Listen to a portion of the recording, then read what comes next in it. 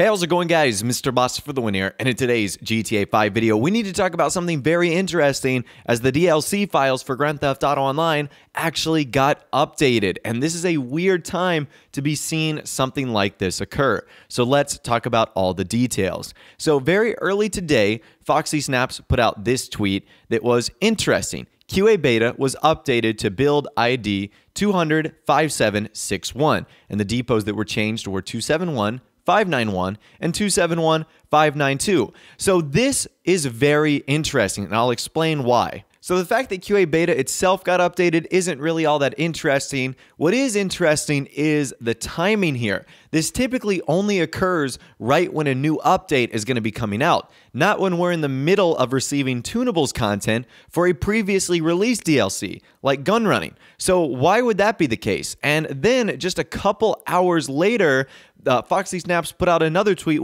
now they just updated QA beta depot 271594. That's the update folder of the game with build ID 2005794.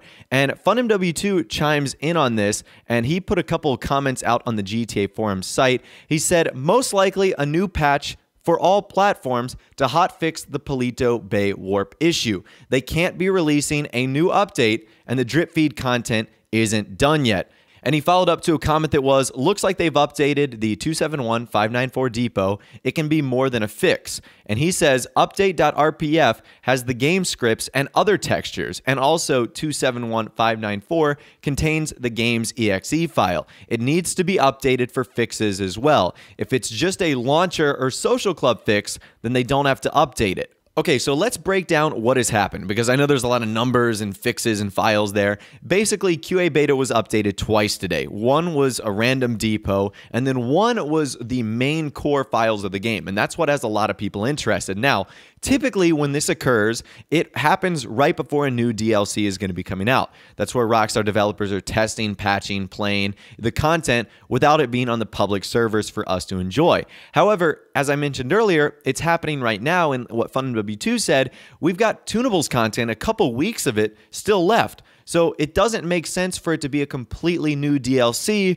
so what could this possibly be?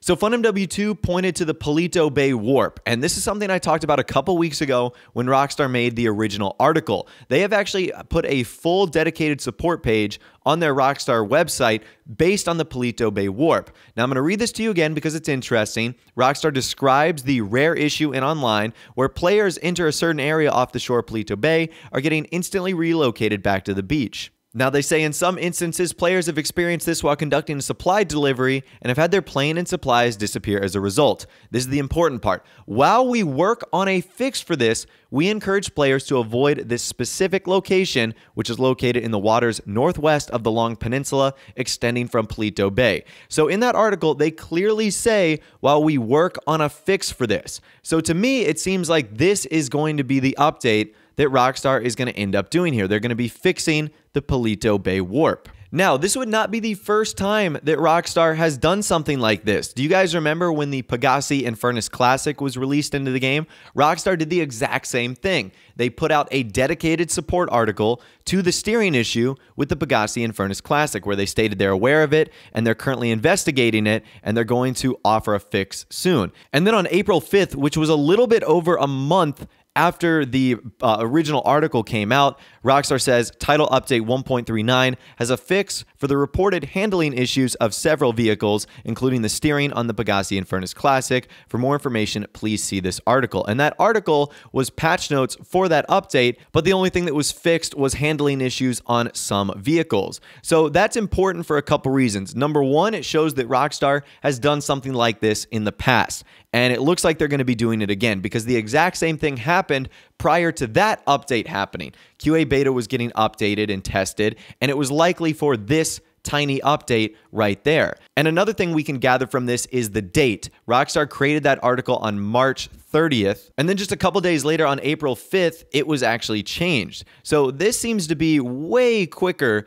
than the Paleto Bay warp. Maybe this is a bigger issue than just adjusting the steering or handling of a couple car files. So that's what I'm imagining is going on here, because it has been way longer than just a couple days. It's been 3 or 4 weeks now since the original article was created on July 11th, and we're already into the second day of August. So it has been a bit since this has become an issue and online, basically. So I think that that is going to be my prediction as well for why we are seeing the QA beta files updated in Grand Theft Auto Online. It's most likely going to be a fix for the Paleto Bay warp. It doesn't make sense to be a new update, as we still have gun running stuff coming out. They wouldn't be testing it this early. And as FunMW2 mentioned, it isn't a launcher or a social club thing, as they would have had no need to update the file in which the game.exe is in. So this is going to be interesting, and it'll be very curious to see what happens over the next couple days and weeks. But the bottom line here is be prepared for a small update to occur.